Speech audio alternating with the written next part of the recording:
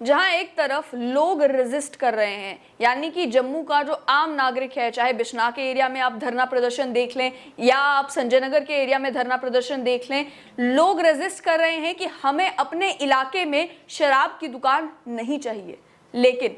जम्मू कश्मीर की सरकार फिगर जब शेयर करती है तो हैरानी होती है कि 261 करोड़ रुपए का रेवेन्यू जो है वो लिकर वेंड्स की ई ऑक्शन से सरकार ने जनरेट किया है। ये जो 261 करोड़ का रेवेन्यू है ये अब तक का हाईएस्ट रेवेन्यू बताया जा रहा है। पिछले साल भी ई ऑक्शन हुई थी, लेकिन पिछले साल 217 करोड़ के करीब जेएंडके एक्साइज डिपार्टमेंट ने जनरेट किया था इन ई ऑक्शन से, और इस साल फिगर ऑलरेडी 261 करोड़ पहुंच चुकी है। और उसके बाद भी अभी भी 45 के करीब कुछ इस तरीके की दुकानें हैं जिनका अभी री ऑक्शन होना है। री ऑक्शन होने के बाद उम्मीद यही की जा रही है कि एक हफ्ते के अंदर अंदर री ऑक्शन हो जाएगा। उसके बाद उससे भी जो है लगभग 20 या 25 करोड़ रुपए और जनरेट किए जाएंगे, सरकारी खजाने में ये पैसा जमा किया जाएगा। इसको लेकर जानकारी शेयर करते हुए एक्साइज ऑफिशियल्स ने ये बताया कि 305 वेंट्स हैं, उनका ऑक्शन हुआ था, लेकिन 34 ऐसी लोकेशंस थी जहां पर किसी बिडर ने पार्टिसिपेट ही नहीं किया।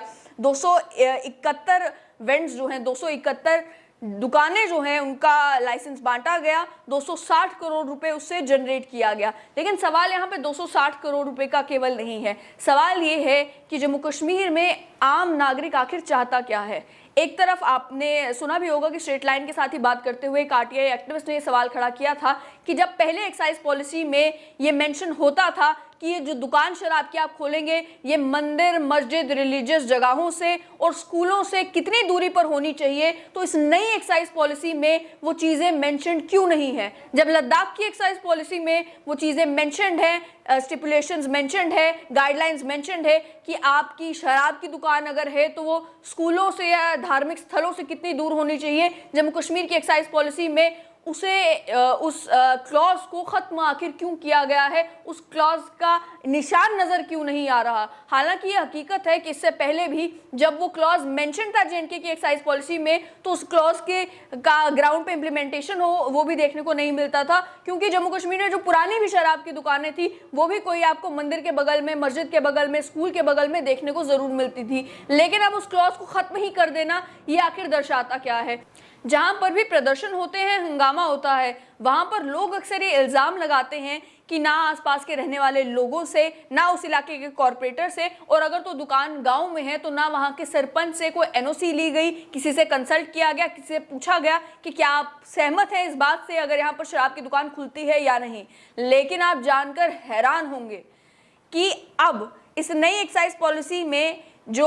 एक और क्लॉज था जिसमें डिस्ट्रिक्ट मजिस्ट्रेट जो है वो क्लियरेंस देते थे अगर कहीं पे शराब की दुकान खुलनी होती थी, तो उस क्लॉज को भी इस तरीके से अमेंड कर दिया गया है कि ऑपरेशनलाइजेशन जो वेंट्स की है, यानी कि दुकान खुलने में जो रोक लगती थी या जो डिले होता था उसे कम करने के लिए उन इलाकों में जहां पर पहले दुकानें फंक्शनल थी वहां दोबारा क्लियरेंस लेने की जरूरत डिस्ट्रिक्ट मजिस्ट्रेट से नहीं है।